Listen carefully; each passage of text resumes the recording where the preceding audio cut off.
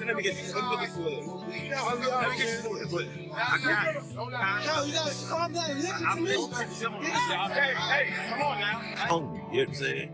But the thing is, the thing I'm getting out of this, Roach took the fight. It gives him a chance to really. Davis' corner was chaotic during his fight with Lamont Roach. Trainer Calvin Ford revealed that Davis pressured him to make a questionable decision, which led to the disarray.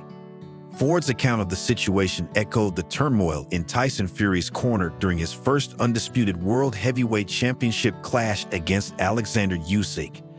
Both corners experienced similar tensions and confusion in critical moments of their respective fights.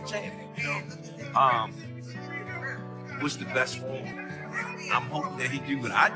You know what I'm saying? You see how I ask him, are you ready? You know what I'm saying? Because in that fight, Fury remained composed with his trainers, but his father, John Fury, caused chaos in the corner by constantly raising his voice over Andy Lee and Sugar Hill Stewart. This led to miscommunication, and Fury ultimately misunderstood their instructions, contributing to his defeat. However, Tank Davis' situation was different. The chaos stemmed directly from him. The fight was unfolding unexpectedly, with Davis seemingly heading for the final bell after 12 rounds, something that had only happened twice before in his career. The unusual circumstances created a tense atmosphere in his corner. This time I had a chance to step back, and everybody keeps saying, they changing up stuff. No, we ain't changing. This was unusual, considering Davis, the Baltimore native, is known for finishing fights in the 7th, 8th, or 9th round. However, in this fight, Lamont Roach was pushing back, and Davis wasn't in control. His corner grew concerned, trying to guide him, but instead of listening, Davis argued, raising his voice at trainer Calvin Ford and shouting, "Listen to me." Despite this, they followed his lead, but things didn't end well. The situation could worsen if his draw against Roach is overturned. Initially, Davis' coaches stayed quiet when asked about his outbursts, assuring that everything would be handled. But with the result now in question, the situation has taken a much more serious turn. Punishment, you know what I'm saying? And then sometimes things gotta happen to make you get back to where you belong at, you know what I'm saying? And for Gervonta Davis and his team, the fight against Lamont Roach was expected to be just another routine match. From the moment the bout was announced, there was no sign of worry or tension in Davis' camp. Roach, a familiar opponent with a solid record, was seen as the smaller man despite holding the title and didn't pose any major concerns. So 2 days before the fight? Yeah. I ran water over it today, but... Seen as the clear underdog, Lamont Roach fought with the determination of a man on a mission. From the opening bell, he showcased sharp boxing skills, controlling the pace from the outside. When Davis forced him to abandon his jab and engage in close combat, Roach quickly adapted. By the time the final bell rang, the crowd at Brooklyn's Barclays Center was in shock. They had witnessed 36 minutes of intense action, but the outcome was uncertain as the judges' scores were tallied. Team Davis remained confident until the verdict was announced, but their smiles quickly faded when Davis was forced to settle for a majority decision draw. skillful. Both of them want to take certain chances, some of them take chances, you know what I'm saying? We seen, it was like we was... For the first time in his professional career, Gervonta Davis left the ring without a victory. As he slumped into his chair backstage, his team, including Barry Hunter, shook their heads in disappointment over the decision. Hunter, who had stepped into a lead role ahead of Calvin Ford, believed the judges got it wrong. From his perspective, Davis had a tough fight. There was no denying that, but he was confident that in the final rounds, Davis had turned a close contest into a decisive win. "We give credit to the other side," Hunter told the news, "but I thought the last 2 rounds made the difference. I really believed we had done enough to win."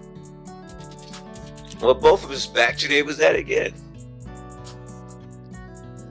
Nobody won. On the other hand, many believe Davis should have lost the decision outright, arguing that referee Steve Willis should have ruled a knockdown when Davis took a knee in the 9th round. Former IBF, WBC, and WBO lightweight champion George Kambosos Jr., who has exchanged jabs with Davis on social media, insists that Tank has lost significant credibility.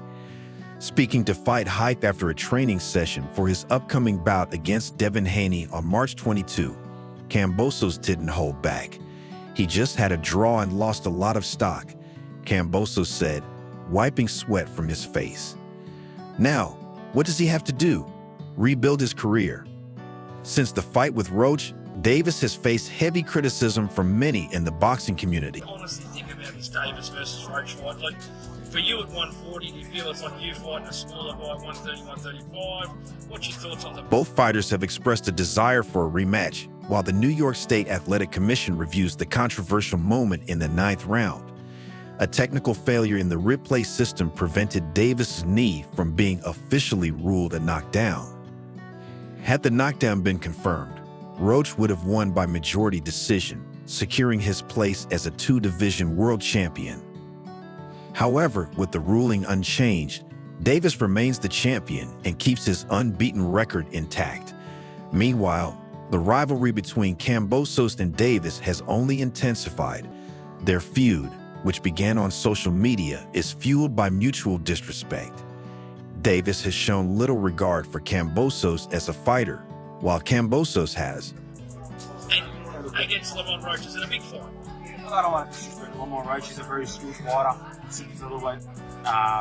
Throughout his career, Davis has relied on his athleticism, patience, and punching power to dominate opponents. However, on Saturday night, he faced a fighter who wasn't intimidated and absorbed his shots without major damage. While Davis' skills remain highly respected, some weaknesses in his game began to surface. Before Roach's impressive performance, the only other fighter to go the distance with Davis was Isaac Pitbull Cruz.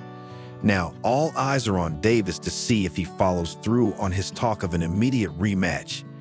If the fight happens, it will be interesting to see if Roach enters with more confidence, but risks losing his discipline. As for Davis, one big question remains. Can he adjust his style if needed? He runs his own race, and the fans, like, no matter what, the fans will see, obviously, what the fighters do, and the fans see what's happening. And Davis's in-ring IQ is often overlooked, as he's known for analyzing opponents in the early rounds before making adjustments. However, against Roach, he never seemed to find his rhythm. After the fight, Roach gained plenty of support, including from Shakur Stevenson, who praised his performance and expressed interest in facing him next. While that matchup is intriguing, most fans would prefer an immediate rematch between Davis and Roach, especially after Roach raised doubts about Davis' invincibility.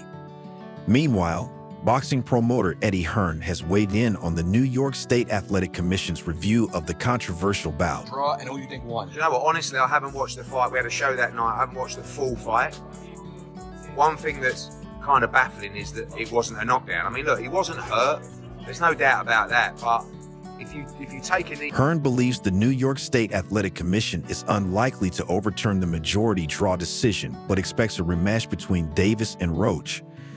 The fight at Barclays Center ended in controversy, particularly due to a 9th round moment where Davis took a voluntary knee without the referee ruling it a knockdown.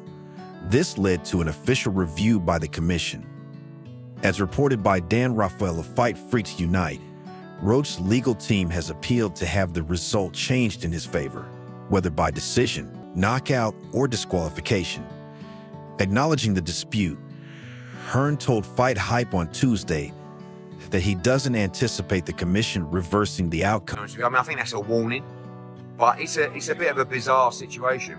For me, like, there was a lot of people in boxing that were saying that this is a really tough fight. Like, Lamont Roach is a serious fighter. I said it might not be the biggest profile fight, but it's actually quite... Hearn stated that he doesn't believe the New York State Athletic Commission has the authority to mandate an immediate rematch.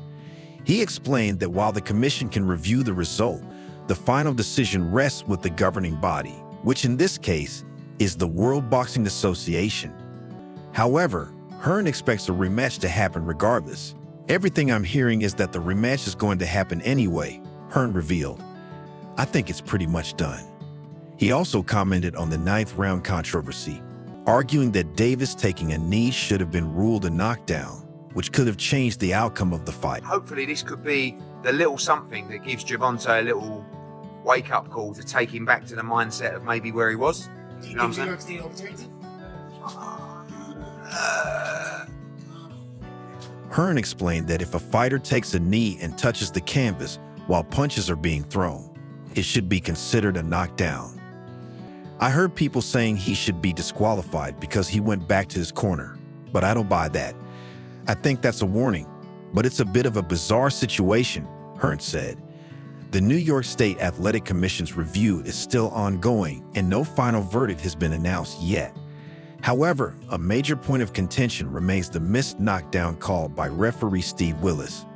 That crucial moment in the main event potentially cost Lamont Roach Jr. the WBA lightweight title and what could have been a monumental upset over superstar Gervonta Davis. Funny. We was talking in like the 12th round, I think the 12th or 11th. We was talking shit, right? But he like, you ain't gonna win. Roach, a former amateur rival of Davis, should have been the headline story after handing the heavily favored Tank, who entered as a 1,600 betting favorite, the first blemish of his professional career in their controversial majority draw at Barclays Center. However, the focus quickly shifted to the New York State Athletic Commission, which failed to provide transparency in the immediate aftermath. On Monday, the commission claimed that a technical issue prevented it from reviewing the instant replay footage within the allotted time by refusing to call Davis' voluntary knee in round 9 a knockdown. They ultimately cost Roach a crucial 10-8 round, an outcome that would have likely given him the victory. More than just the decision, the missed call also cost Roach the financial windfall of entering their inevitable rematch as the defending champion, potentially missing out on millions of dollars. Nah. What you talking about? They like, they ain't gonna give it to you. I was like, oh, is that right? So, you know, that's how. The New York State Athletic Commission has told multiple outlets that it is still reviewing the matter. However, the most baffling storyline that still demands attention is this: what was going on with Davis? While it was certainly shocking to see the 30-year-old Baltimore native struggle against a massive underdog after years of dominance, that wasn't the most surprising part. Roach, who bulked up to lightweight, actually appeared to be the bigger fighter in the ring. More importantly, he carried the confidence and experience from growing up in the same boxing circles as Davis, using it to deliver the most impressive performance of his career. You know, that's how boxing works. I'm not like totally upset. I figured with a superstar. The most puzzling aspect of Davis' performance wasn't just his fight in the ring, but his mindset and the bizarre behavior he displayed before, during, and after the fight. Was this simply an off night for one of boxing's pound-for-pound best, or has Davis lost the competitive fire and killer instinct that made him such a box office sensation? It's not uncommon for star boxers to show up late to media events. Davis himself was nearly 2 hours late for the kickoff press conference ahead of his 2023 fight with Ryan Garcia. However, this time, his tardiness reached a new level, arriving almost 4 to 5 hours late to his first event with Roach in New York. He then followed it up by being 90 minutes late to the weigh-in. While Davis is typically relaxed and playful during fight week, his behavior in the ring was more concerning. He twice took his eyes off Roach to argue with referee Steve Willis in the first half of the fight, only to get caught with clean punches in return. Get too much on paper.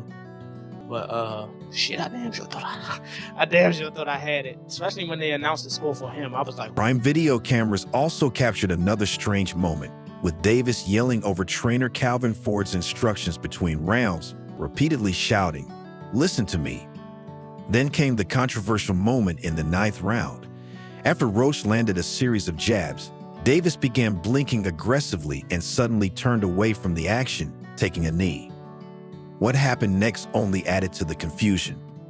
Davis quickly got up and ran to his corner, where Ford used a towel to wipe his eyes. Under the rules, this could have led to disqualification.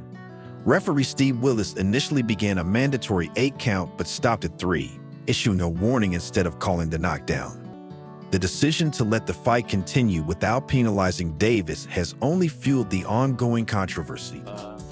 Yeah, man, it's just crazy. I ain't gonna lie. Like, it's okay.